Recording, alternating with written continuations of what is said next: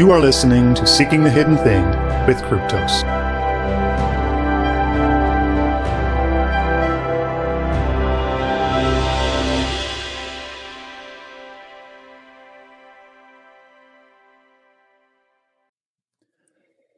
Welcome to another episode of the Seeking the Hidden Thing podcast. It is my pleasure to have with me today Stephen Pimentel, Joe Holland, and hopefully Athenian Stranger will join us in a little bit. But we're here to talk about the hero. So welcome, gentlemen. Welcome. Thanks. Yeah. So what got me started, and this is what got a mutual of mine, the Black Horse, posted a tweet. And it said this. He says, unpopular opinion.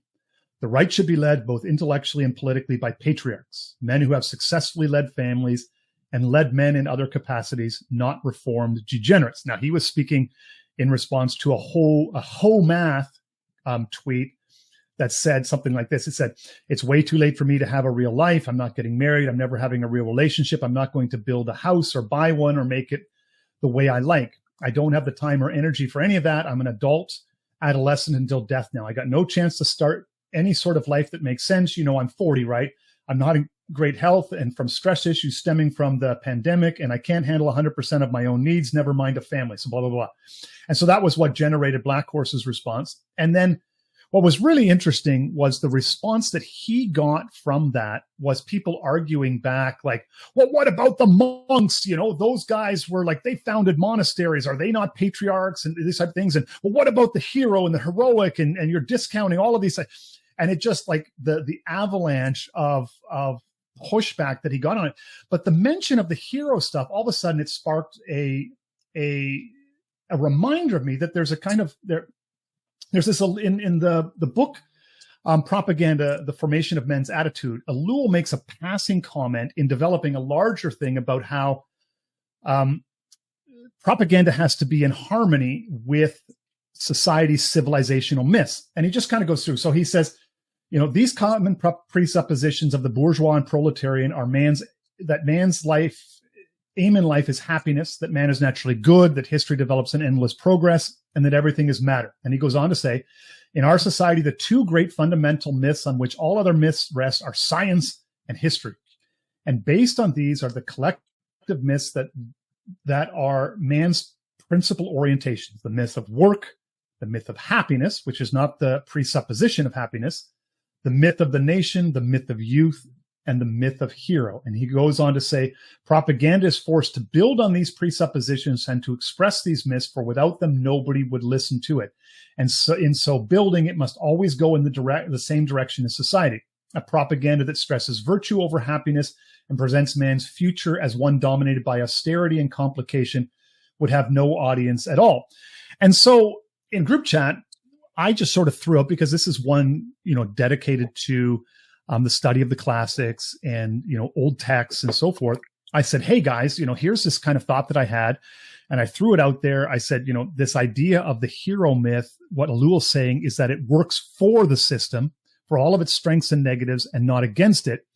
I said, with this contrast, I'm thinking that this kind of contrasts with, you know, maybe the Greek idea of the hero maybe contrasts with the Roman idea of duty. And then from there, the discussion took off.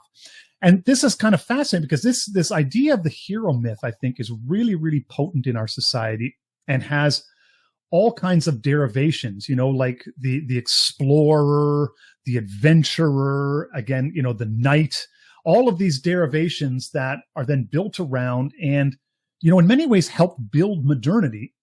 But now, you know, there's also this kind of thing that's saying, like, with people's greatest strengths are also their greatest weaknesses. It's one of these things as we're entering into the decay phase of our culture. You know, is it maybe time to emphasize something other than the hero myth? So I thought it'd be good. Let's, you know, get into this and explore the hero myth, sort of past and present, kind of what is it? How does it operate in Greek and Roman literature? How does it work up through the Middle Ages? Some of this kind of stuff, and just kind of help maybe flesh it out for people so that they can have an idea of perhaps how it's operating, you know, beneath the surface in today's society, both positively and negatively. I'll throw it out to you guys and see where you want to go with that. I think Black Horse is. Go ahead. Sorry, go ahead, Stephen. I was just going to say that my take on this is that I think it's really important how things are framed and how things are contrasted, how what values or sort of paradigms are played off of others. And one of the concerns I was expressing in the GC was that there's a framing in which heroism is contrasted and played off against ordinary aspects of life, such as marriage and family. And I'm very much against that. I think that these things are not, in fact, in opposition. They may belong to different moments of life, different parts of a man's life in particular. But I think that heroism has a very natural appeal, especially to young men, that is actually quite healthy and functional. And we don't want to frame things so as to denigrate that. We may want to be quite discerning about the heroes we pick, about who is held forth as a hero. That's a different matter, though, than simply saying that the ideal of heroism is itself somehow the enemy.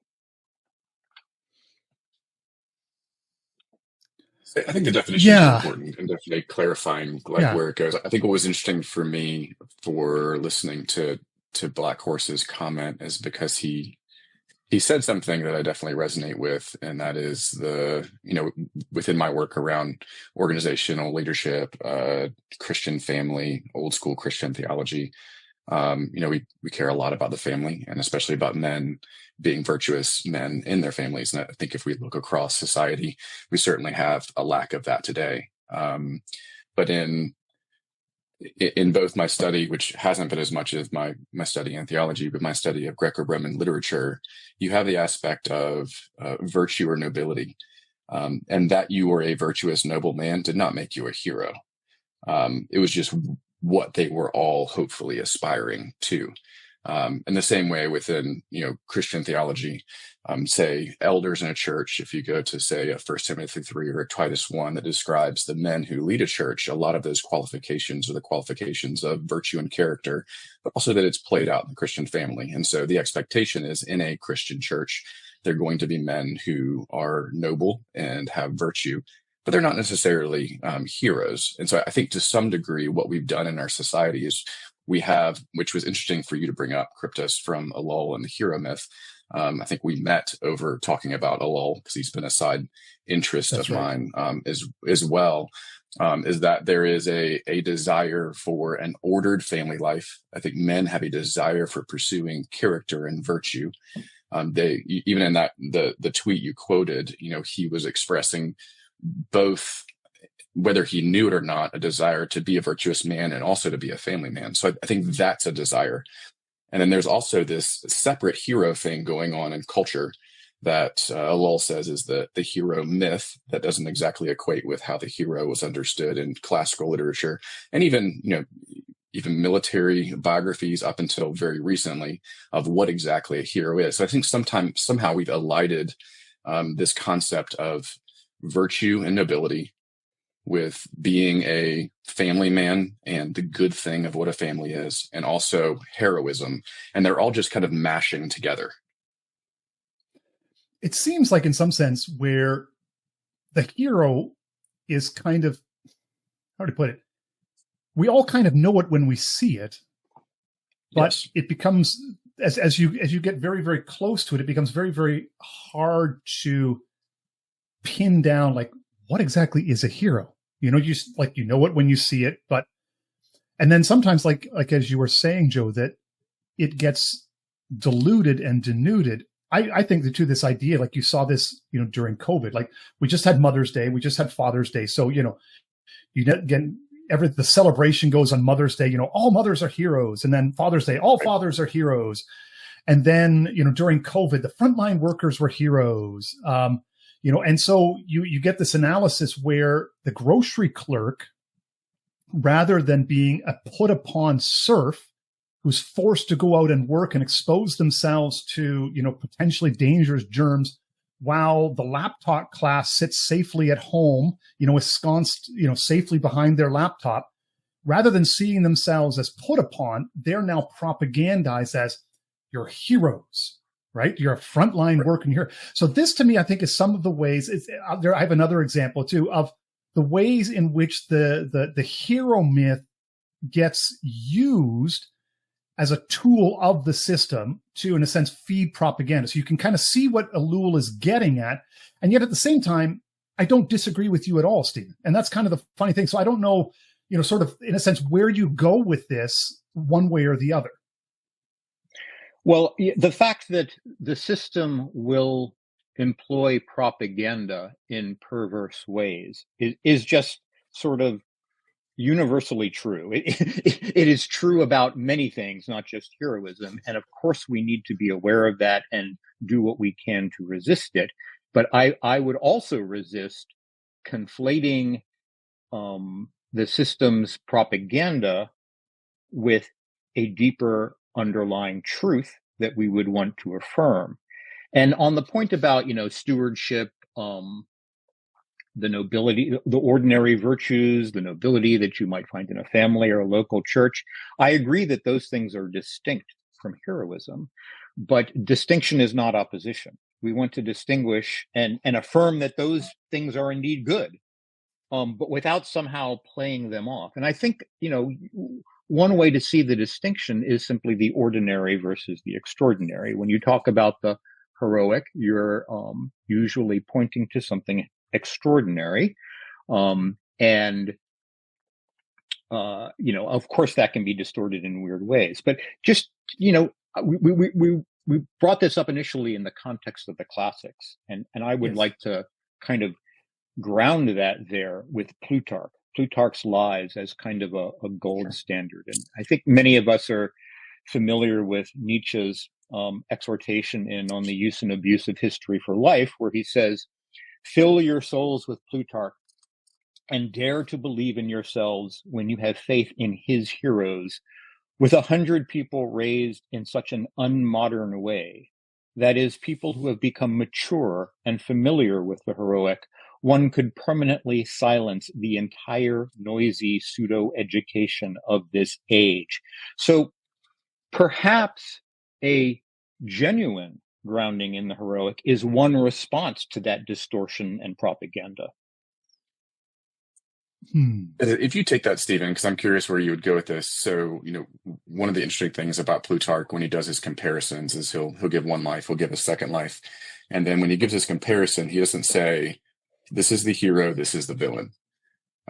He's actually very moderate in terms of how he talks about strengths, weaknesses, those kinds of things. And so you've obviously spent more time in Plutarch than I have. How would you think that Plutarch would define a hero or heroism? Would they be all the people listed, or characteristics that some of them exemplified? I do think everyone he selected for one of his lives, he is holding out as an exemplar. There's no like villains paired with heroes. They're all exemplary in some way. Now that does not mean perfect. That does not mean perfect even in regard to the sort of ordinary virtues, much less whatever ethical standards we might bring to bear. Very, very, very much not so.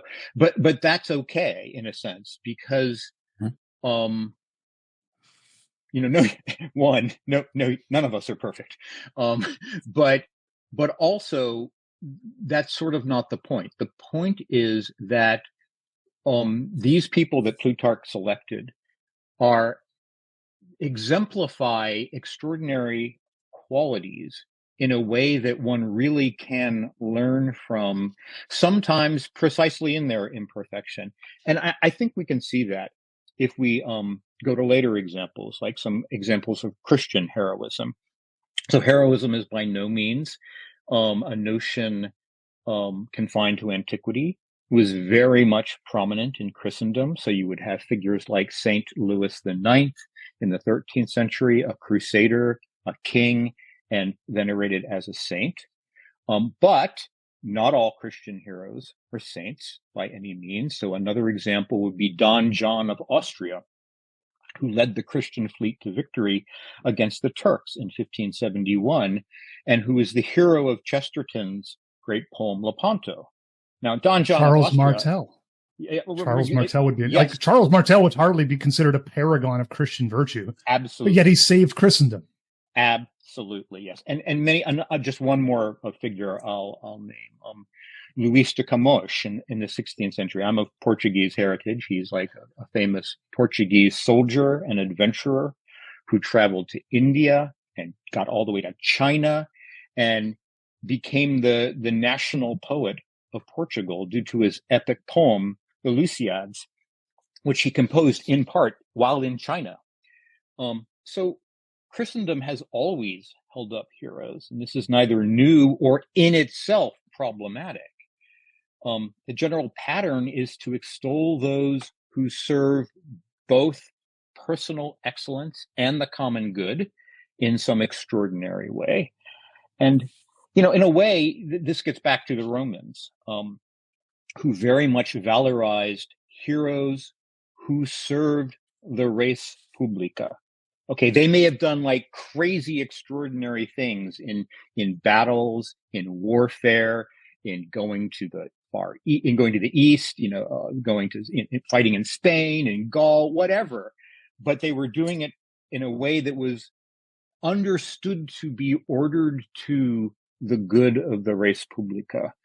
And, so again, it's not the same thing as the ordinary virtues and, the ordinary noble, upstanding father and leader, but neither is it opposed to that. It's also interesting that you counter, because there is, I think, a difference between, Greek virtues and Roman virtues, in a sense that, because the Romans themselves made note of that. It was Virgil, and then was it also then Plutarch, of the difference between the pursuit of arete versus excellence, greatness, versus duty. So as you're saying too, that the Roman would be extolled heroically for his devotion to duty rather than his pursuit of personal excellence. If I'm grasping that distinction. Right. But again, I wouldn't overemphasize an opposition. You can't really serve duty to an extraordinary degree without some measure of personal excellence. That is very true. No, but they argued that, like the Romans argued that it was the personal versus the duty to the body politic, right? That yes, that's why, and that it was Romans doing apology for Rome. Of course, you have to understand that. So they're saying that the reason why we became a great empire and the Greeks did not is because of our emphasis on duty versus the Greeks' desire for personal greatness. And so, I mean, it's a form of propaganda, but it was an observation that, like most things in propaganda, are rooted in a certain reality that people can see and appreciate.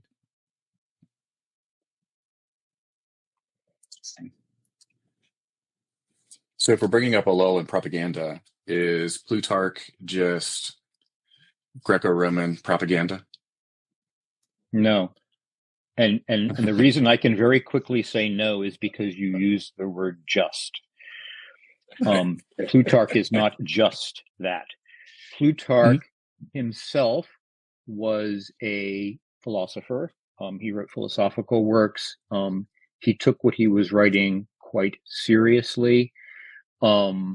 And he would not have acknowledged a cynical modern distinction between that which properly serves the regime, assuming you deem it a good regime, a regime to which you are loyal, and that which genuinely guides men to a good life. He would say those two things are aligned, and in pursuing both, there is no cynicism or deception.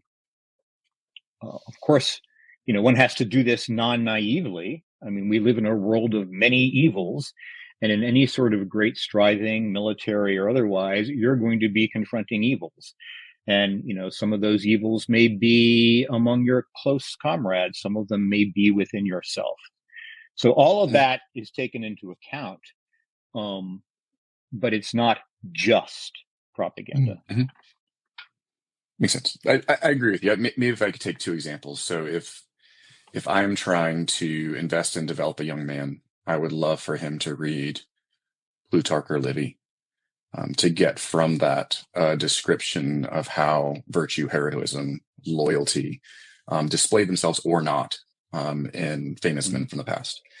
A current tool of the system right now to develop young men would be video games. And video games are for young men. I know, but they are. We have an example for this. Yeah, I have an example for this too. Yeah, we do. But in video games, you're always the hero. Like a video game makes zero money if you're not the first person shooter. They don't make any money if you're not Zelda, if you're not Dig Dug, if you're not. So but it also isn't actually doing anything.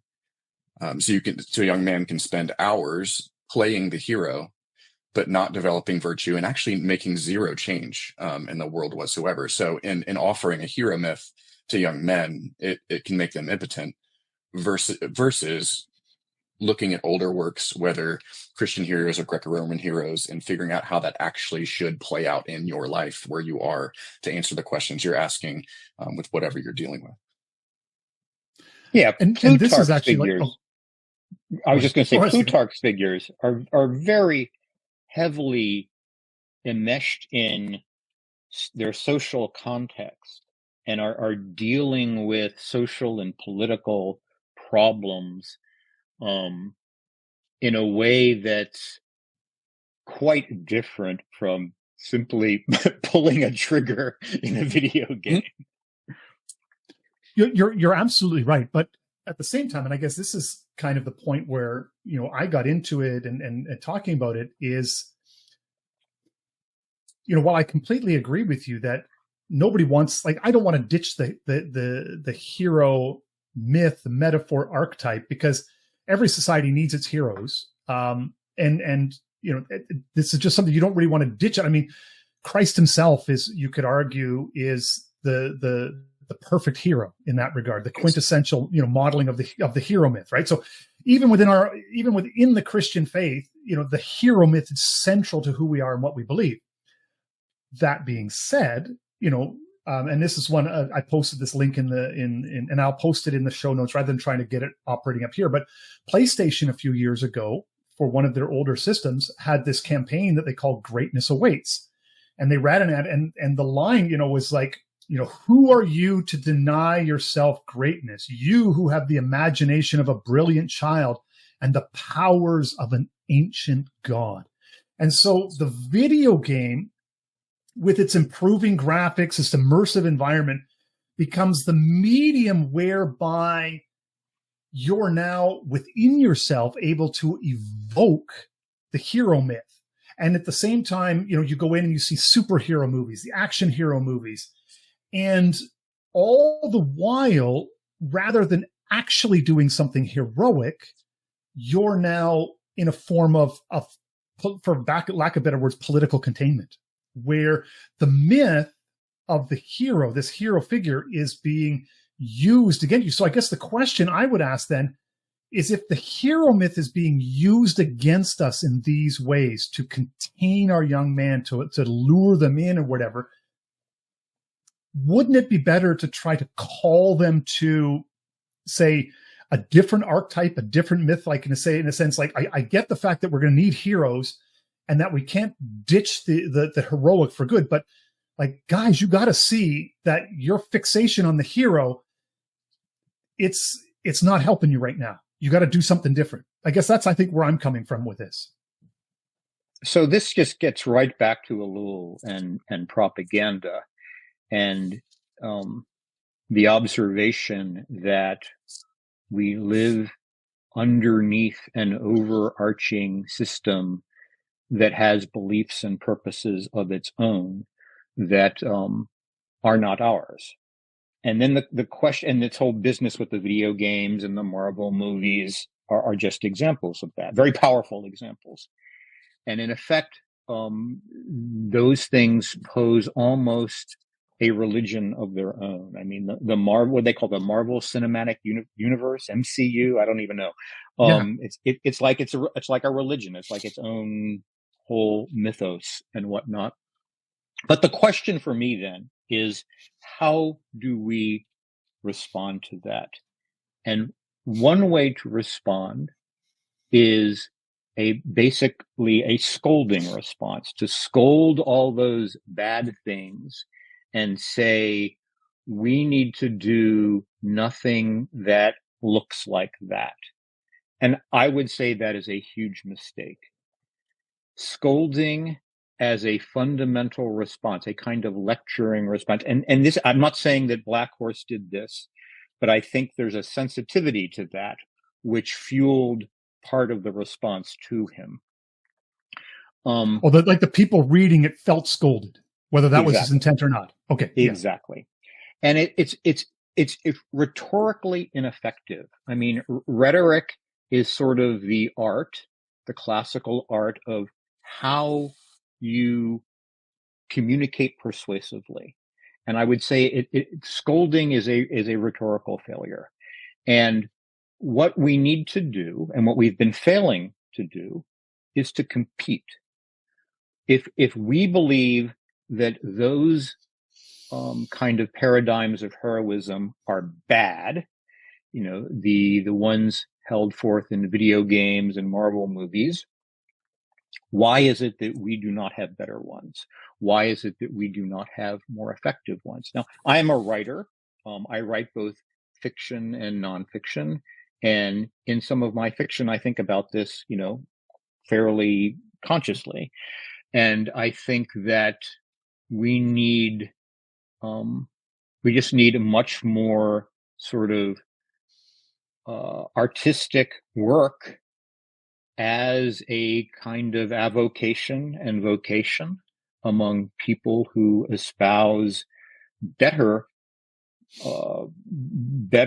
beliefs and kind of to be able to compete. And if you're not competing, if you don't have books or other kinds of ways of communicating that are attractive to young men, well, bad on you. And you shouldn't your attitude should not be one of scolding those who are out competing you. And I think it's a complete non-starter to say, oh, there's all this bad hero propaganda, therefore do not be attracted to heroism. Instead, simply redirect your attention to very ordinary things. Now, I have nothing against those ordinary things. I want to emphasize that. I'm married. I have been happily married to the same woman for decades. I have 4 children, all grown and doing well. I'm all for the ordinary virtues. Part of my point is we need to not be creating a false contrast here. Because if you go to a 16-year-old, a 17-year-old young man, and you say, don't worry about anything heroic. Don't pay attention to that. Look over here and, just put your nose to the grindstone and you're creating a kind of pitfall for yourself where you're going to lose those young men. You're going to lose them to competitors, cultural, ideological competitors, and it will be your fault because you put forward something that was not well attuned to a particular stage of life, to a particular temperament, and your rhetorical failure will in part be responsible for losing those young men. have a little bit. I agree with that. I think especially not the scolding. I have a little adjacent view, and it kind of hits on what you had said a few minutes ago, Kryptos, about Jesus within Christian theology. He kind of is the hero, and so all the Old Testament his heroes look forward to him. New Testament church looks back to him, and so there never will in the Christian church be a hero greater than Christ. Within Christian theology. So to some degree, what Christianity does is breaks the back of the hero necessity in men, so that you can appreciate the heroic. And it might be that there is a moment in time you are able to be heroic, and certainly should pursue the kind of nobility and virtue, hard work, strength, intellect that would put you in a position to be heroic if a chance came up. But because there is already the ultimate hero, you can appreciate it without feeling the pressure to have to be one. And I think that's interesting as we talk about propaganda in a lull, because I think you can correct me, Kryptos, it's either at the end of propaganda or end of technological society, where he points out that religious communities, especially Christian communities, are especially impervious to propaganda, because they hold their own beliefs that generally can deflect regime messaging. They have their own messaging, and so they aren't as swayed by propaganda as other communities and organizations that are more atomistic and afloat within society. And so I think there is something particular, at least in my work within the Christian church, where you can recognize the hero in Jesus, you can recognize the heroic in people, but also especially free young men from feeling like if I live my life as a normal person doing normal things that are virtuous and good, I'm going to die never being a hero, and it's going to be a waste. And that's, in fact, I think you were the one, Kryptos, who dropped it in the group chat. Paul in 1 Thessalonians 4:11 says that you also aspire to lead a quiet life, to mind your own business, and to work with your own hands as we commanded you. So there's this sense that the Christian is freed up from this hero impulse, but not because heroism is bad, but because we have a theology that situates it in a way that it's not this impulsive necessity to prove your manhood. So I want to nuance some aspect of that. And I don't Sure. want to get into interdenominational controversy, but just make the observation that that within the Catholic and Orthodox traditions, I think there is much less reticence, because there's this whole tradition of the saints. There's much less reticence of identifying particular Christians as having imitated Christ to a heroic degree. And I know that language of heroic imitation is actually used in Catholic theology of the saints. I'm not sure if it's used in Orthodox, but it very well may be. And so it's not that the perception or the interpretation would be not that Christ eliminates any need for you to be heroic, but rather that your call to heroism is precisely in the imitation of Christ, and that we can identify some as having truly pursued that to a heroic degree, and those are the ones who become venerated as saints. Maybe a little bit different perspective, but Sure. But I definitely think Reformed Protestants. So. It nuances. Yeah. It nuances a little bit.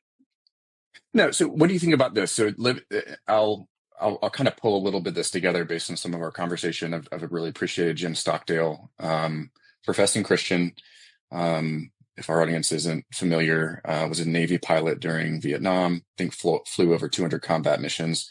In between two of his deployments, he went back to school, was supposed to get a kind of military degree in leadership, instead wandered into the philosophy department, and a professor handed him Epictetus, and he geeked out on Stoicism and Epictetus, goes back as a Navy fighter pilot, is shot down over Vietnam, ends up in the Hanoi Hilton for 7.5 years. So you have professing Christian, a guy who really knows and likes the Stoics and Epictetus, also is in a war POW camp. And reading he gave a lecture called Heroes and Heroism. I think it was the Forrestal lectures in 1991 to the U.S. Naval Academy. And you could hear him in the lecture struggling with what seemed to be a lifelong desire to define heroism and what actually is a hero, both as a student of Greek philosophy and as well as a military man and just a man. And the interesting thing he highlights is that a hero in the end is defined by a specific action. There is something that he does that is heroic, and that at least the heroes that he observed often, he would say, come from the wings out of obscurity, do something heroic, and then often depart into the wings again. And that heroic action isn't doing his duty. And so even if you had an elite soldier, for an elite soldier to do elite soldiering things doesn't make him a hero, even though I'm extremely grateful for him and his elite skills. What happens is that he will do something up, I think they say in some military awards, above and beyond the call of duty.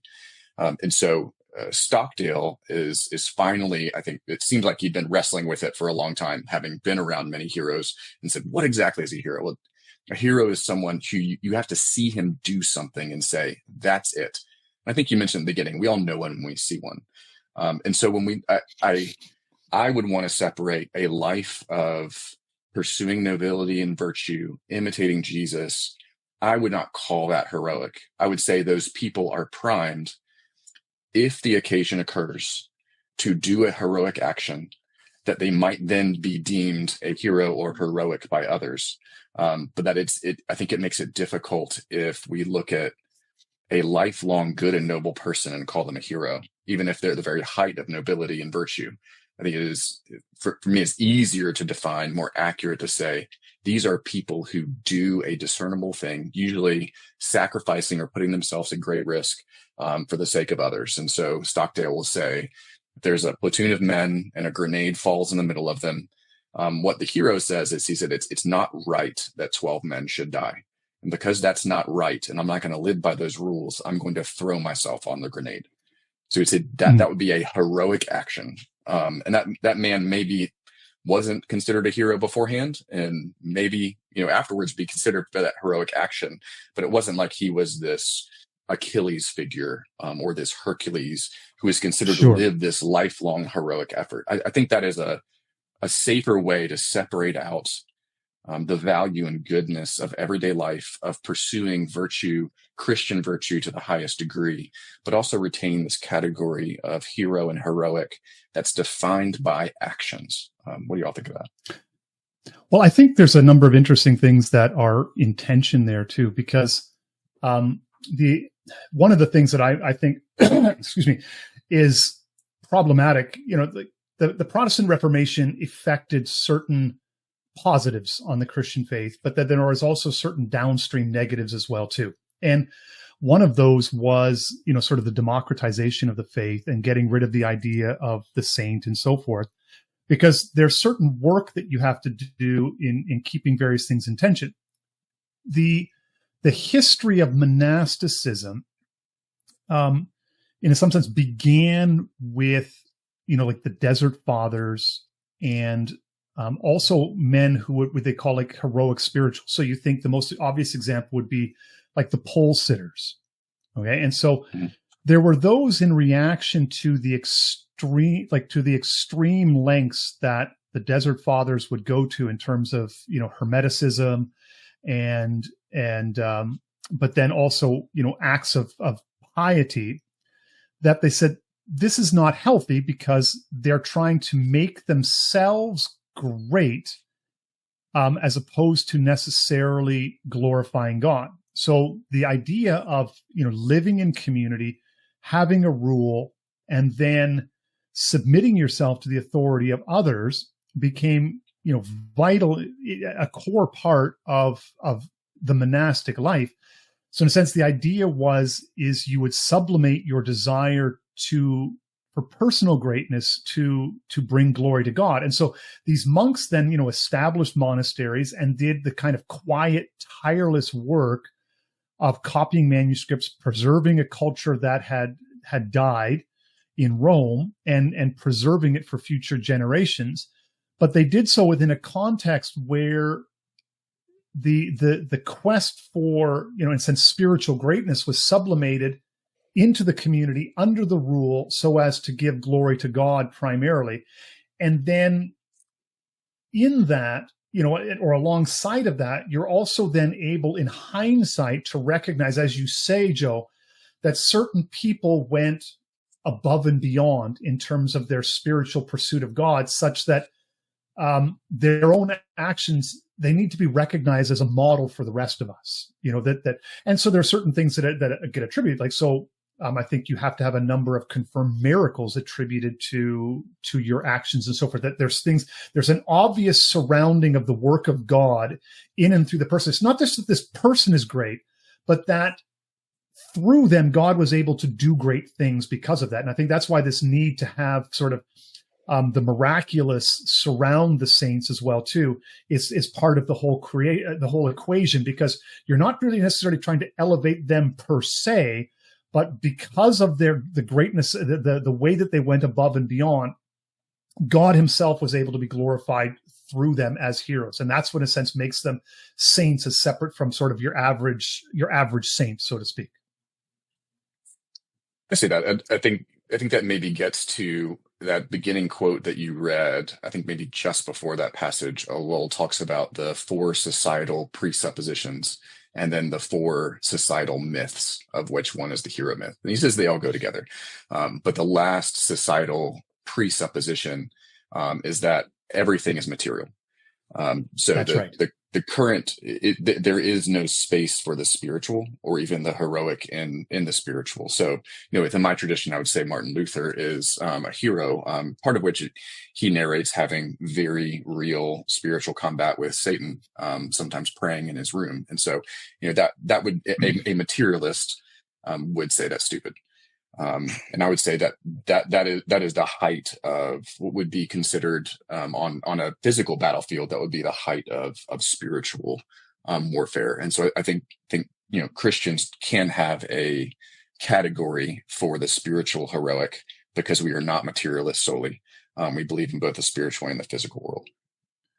And this gets into like some things like Mircea Eliade's, the myth of the eternal return. So, Lowell's noting the myth of history, the presupposition of materialism, and then alongside of the hero myth. And you can see how it plays into sort of the exaltation of the person, in a sense, and this is from a Christian perspective, over and against the exaltation of God, right? So there was then this shift in modernity that occurs where the older Christian vision of the saint is, or even in the older vision of the Christian idea of the hero, gets dropped for this new sort of historical vision of the hero of the great, what is it we call that? The great man, So we're looking, so even today now, people are looking for the great man to emerge to save us. We're looking for that hero to, and this is a sense of how Trump gets elected, because he's now people like, well, he's the great man who's going to, he's elevated beyond all other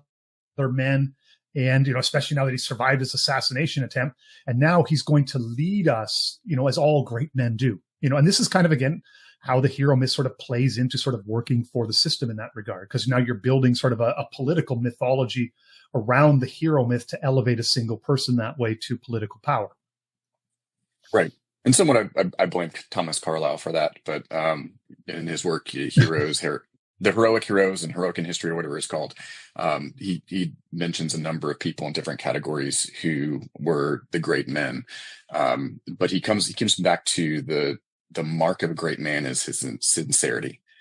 So if you have Jim Stockdale saying the mark of a great man is a heroic action, Carlyle has internalized it into being a sincerity, an internal motive that does lead to great actions. But he somewhat brings this internalization to the heroic and heroism in his great book about the great man. So a great man is fundamentally sincere in Carlyle's view. I really like your point about, from Ellul, about the presupposition of materialism.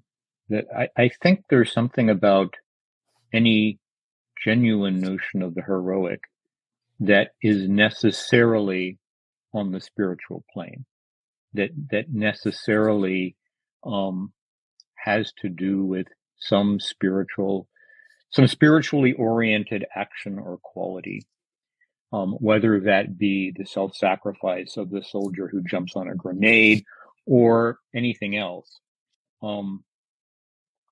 That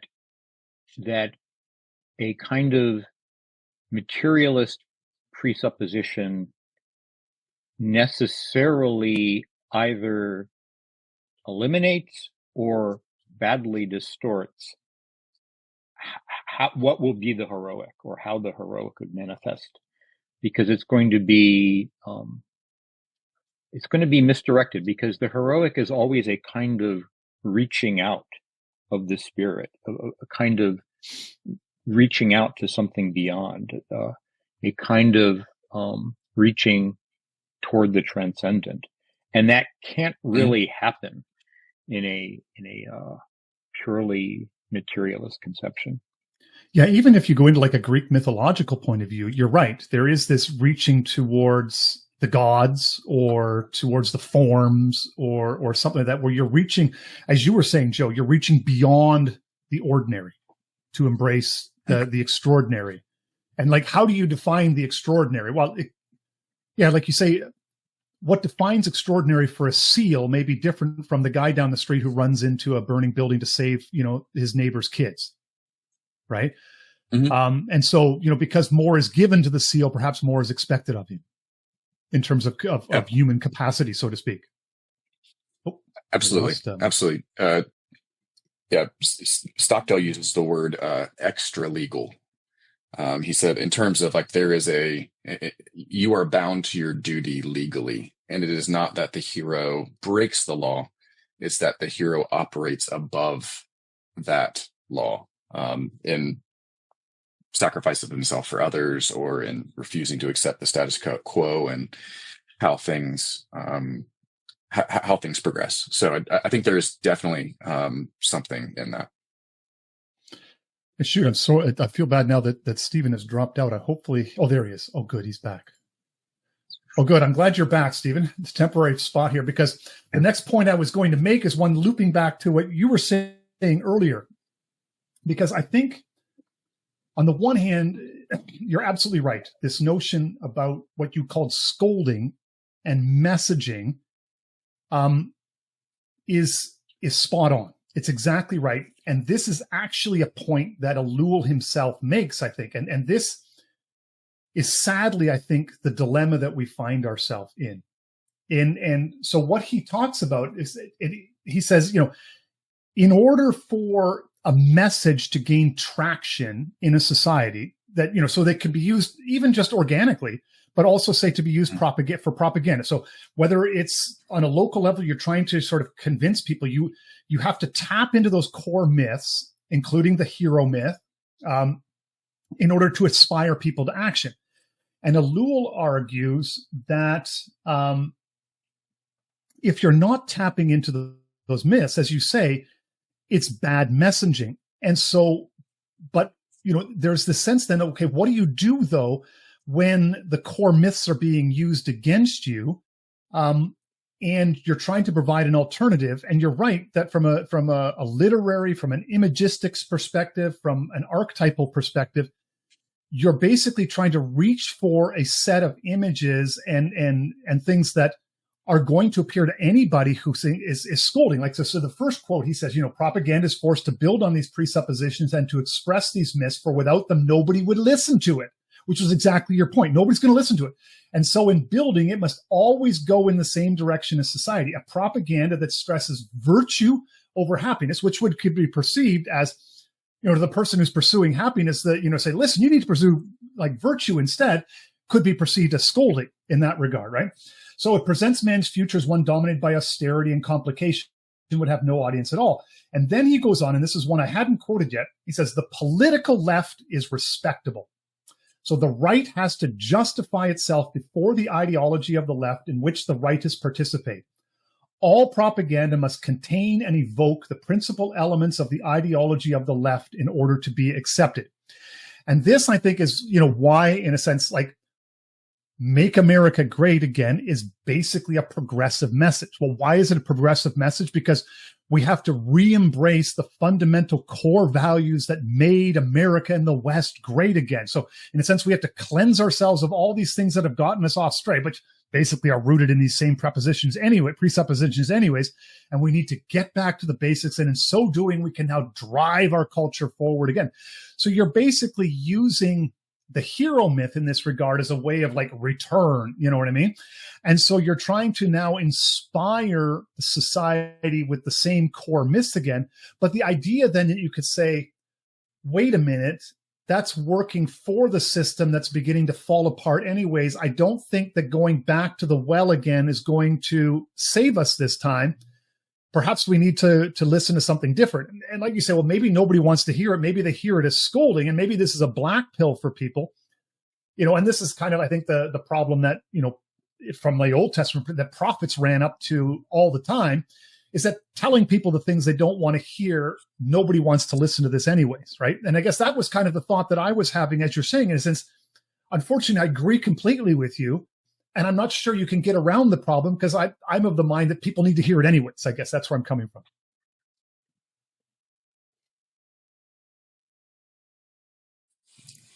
This is a question that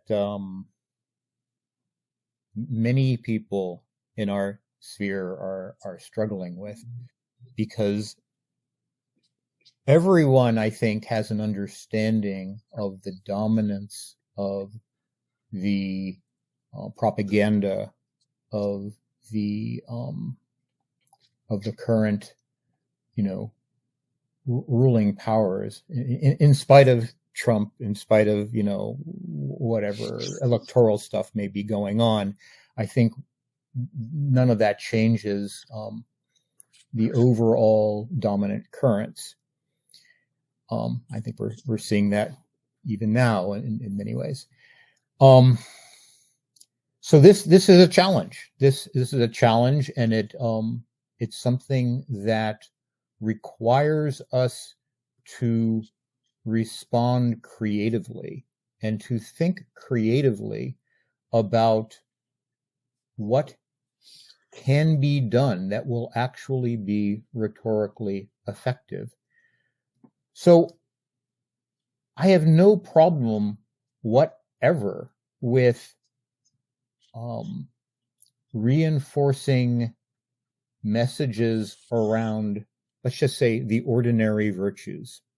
Okay. The ordinary virtues are in fact virtues. They are in fact good, and it is good for people to possess those virtues. So that's not the problem.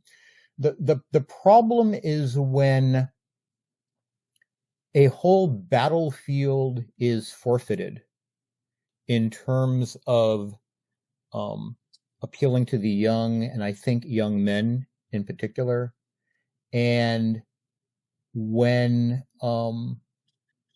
people give up on higher, more challenging messages. There's a saying that in Silicon Valley, I live in the San Francisco Bay Area. There's this, and I work in tech for my day job. And there's kind of a saying that often with startups, it's just as hard to do a small thing as it is to do a much larger, more ambitious thing. So you might as well go for the more ambitious, larger thing. That the real activation energy is in doing a startup at all. And therefore, pitching your sights low doesn't actually benefit you. And I think there's something analogous going on here, that, this is not a question of return. This is not a question of, well, let's just go back to the past. That's not the message, or it shouldn't be. That's certainly not my mindset or what my messaging would center around. I think any sort of retrieval of classical or medieval models or older models has to be done quite creatively and in the context of, what does that mean for 2050? What does that mean for a generation, 2 generations from now? And taking into account technology, taking into account social conditions, everything, that our message, the things we hold forth have to be realistic, have to be suited to the real world that we actually live in and confront. But I don't think any of that precludes heroism. So this is the thing. If you look at some of the examples that I gave, Luis de Camões, this guy was on the cutting edge of exploration. So the whole ship technology of the 15th, 16th century, this was like their cutting edge technology. They were like sailing across the Atlantic Ocean, sailing across the Pacific Ocean in ways that for us were as dangerous as going to the moon. And, these guys had this attitude of, I'm signing up. I'm doing that. And I think there's something very appealing in that. So our challenge is to come up with visions of things that are actually productive, that actually serve the good, that aren't just some crazy, destructive or degenerate sort of activity. But or you're not sending men needlessly over the wall like Alexander in that regard. Right. Or you think of some of the massive destruction of World War One. It's like just sort of cultural suicide. I'm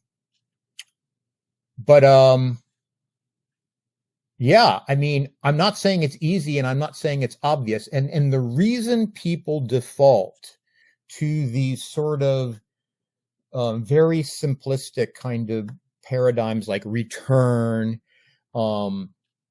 let's just go back to year X for pick your year X. There are many, many different values of year you go back to. For some people, I've heard people say 1990.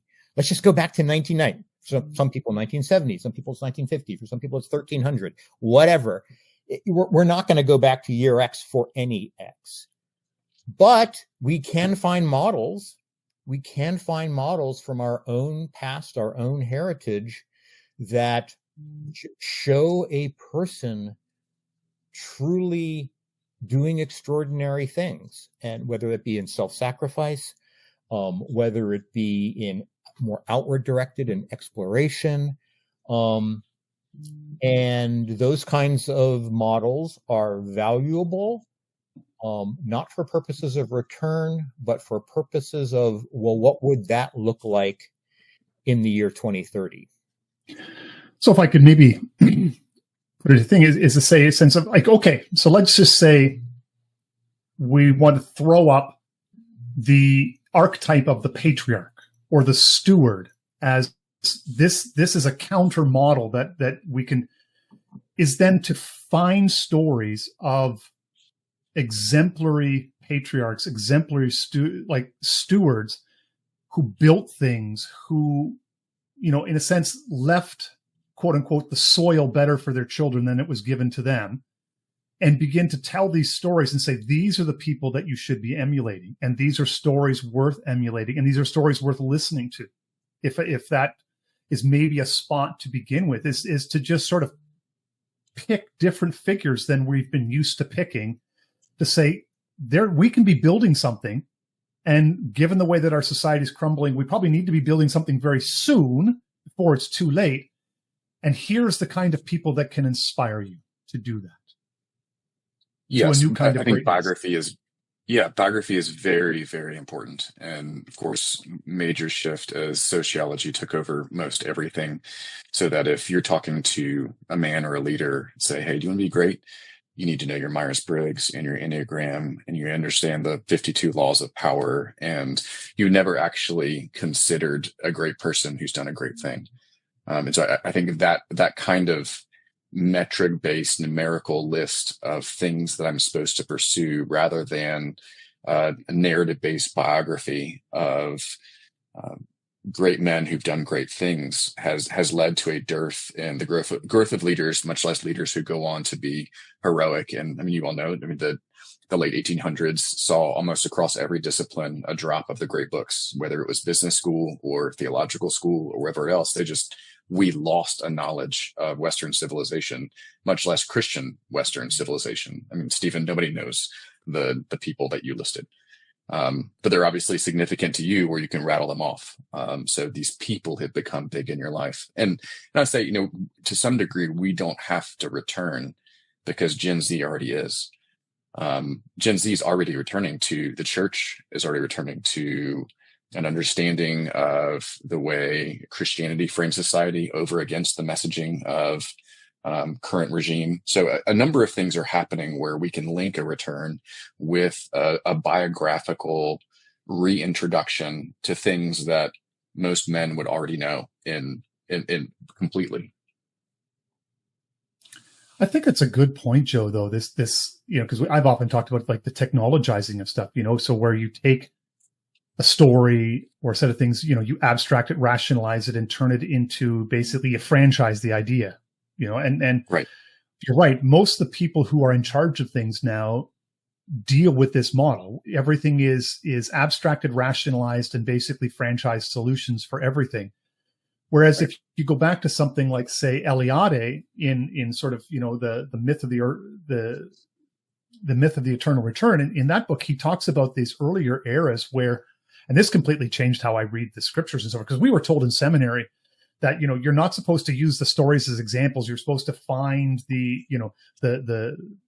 eternal truth that's in each text, take that out then and apply it to today, right? Which is just total garbage in terms of like it makes me now, when I think about it, makes me want to pull my hair out in frustration, right? Yeah, I can see you there laughing. I can say, but yeah, but what Eliade said is, no, these stories, the point is that they're examples. So, you're inspired by David. Now you can take David in all his complexity, because again, he's a hero figure who had some severe failings and fallings, but you can live into the story and you can live in, and you can say, I'm going to be a man like David, right? I'm going to do, but there's also other men like you can pick out through history that you can live into that. And those are examples of, well, it doesn't sound sexy, but being a steward, I'm sure that if we look, you can find examples of exemplary stewards whose lives are well worth imitating, and think like, wow, I just never had any idea because nobody's ever told me this story.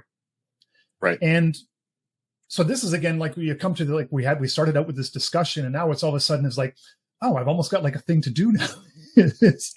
Whereas it's to like, but it's again, like, what stories can we use to inspire men that will break them free from the simulacrum of the hero that they're living in front of their screen in a darkened room playing Call of Duty, because that's not getting them anywhere. But there's other stories that they could then emulate that could inspire them to put down the controller and to do something else and to live into a different story. But like, again, it's not going to work in harmony with the current propaganda or with all the myths you've been told so far. This is going to be a counter myth, and it's not going to be sexy, and you're not going to like it. And it's going to it's going to be a bitter pill to swallow. But at the same time, even being a bitter pill to swallow, it can still in some way be inspiring. It is. And I think if in conjunction, you can also point out, kind of pull the veil back on the messaging of propaganda, and how current propaganda will link a hero figure with a message they want to propagate. And so you look at, Captain Marvel. I mean, it's the hero feminism. Like that is what that is. That is what Marvel is doing. And so you say, hey, yeah, so what these people are doing is they're trying to say feminism is heroic. And then you just ask the question, is feminism heroic? So if you can force people to have, this is, because to some degree they're doing what we're saying. They're telling a story. They're not giving you the 10 principles of feminism.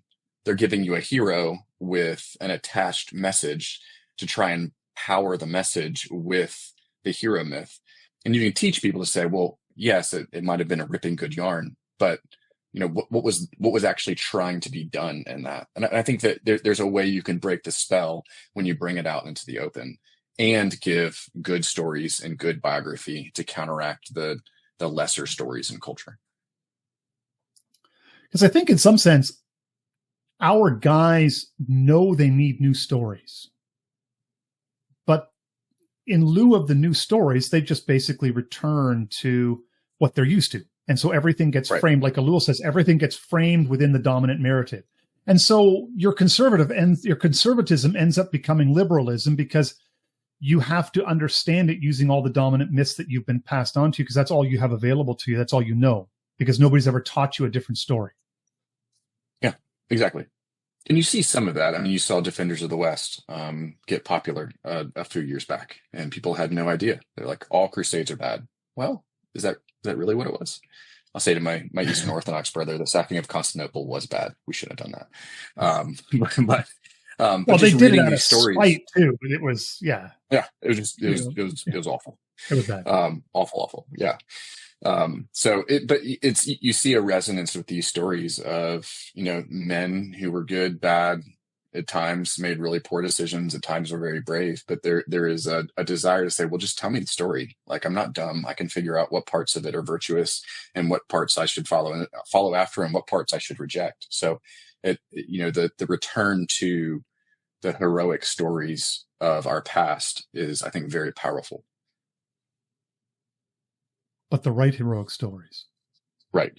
We want the stories that work, that we don't want the stories that conveniently work for the regime. We want to be able to tell stories that, not so much even working against it, because I don't want to be like a counter-revolutionary kind of thing, but just stories that allow us and ours to prepare for what comes next, in a sense, and to begin putting in place the things that will allow them to survive with some degree of grace and also prosperity, where the world doesn't necessarily have to come to an end, because you can ready yourself now if you have the right stories to guide you. Exactly. And I mean, people who've only ever eaten slop don't know what a steak tastes like. And so to some degree, I'm not into banning bad stories or bad movies. I'm like, if you give people good, especially young men, good stories, great heroic stories, they'll be able to discern which ones in our current culture are not great at all, and which ones mainly from the past are worthy to emulate. Did you have any closing thoughts here? I think we're at a good spot right now, and I think we've been on this for an hour or so. Did you have anything that you wanted to add before we close, Stephen? Or are you all good? Yeah, I'll just say I really like the idea of biography, of reading biography, and of the importance of discerning which biographies to focus on. And I think one of the things that comes out of biography when you read it is you don't just find one archetype, you may find several. For example, if you take someone that you think is an exemplary, you use the phrase patriarch and steward. If you take someone who you think is just an exemplary patriarch and steward, and then ask the question, what were they doing when they were 17? You may find that at that point in their life, it didn't look very patriarchy and stewardy, but rather that they had other interests or directions that eventually led them into that arc. And part of what I want to say is that's okay. It's okay for the full arc to be the full arc. And one of the things we need to be sensitive to is when you're specifically thinking of appealing to young men, the way to do that may not be to fast forward the clock and say, what does this look like when you're 50? That may not be the right focus for the 17-year-old. They may need something else that propels them forward on that arc. That's a really good point, Steve, because I like in the piece that I wrote that on this subject that it's going to go up today sometime, I made the same point that in some sense patriarchy is like happiness. It's not the kind of thing you can actually pursue, but it's a byproduct of pursuing other things. And so like what you're saying is also not only get the stories of the patriarch and the steward, but then examine the parts of his story that are like, what are the decisions that were made, the things that you were doing on the way that where patriarchy became the byproduct of these things that kind of led up to the end. Because when you get to the end of the story, you can obviously tell that's where he got to. But along the way, as you say, like, what are all these elements and key things? What are the highlights of the story that you can live into that if you do those right, your chances of being a patriarch are maybe better off than, like, your odds are better than not, that's where you're going to end up at the end of the story. Yeah, I really like that. Yeah, that's good. Yeah. Well, thank you, John. This has been I'm really glad we had together and got this. It's much easier to have a conversation like this and talk for an hour than it is to try to type it out with like run your thumbs bare in a group chat. It's true. Absolutely. All right. Again, Stephen, Joe, this will probably go up in the next week or two. I've got a bunch of episodes recorded and I've got a few promises to people that their episode is going to go up very soon. So it may be a week or two before it hits the open airs, but I'll let you know when it arrives. Again, Joe, Stephen, thank you for joining me today. Thank you. Thank you for inviting us.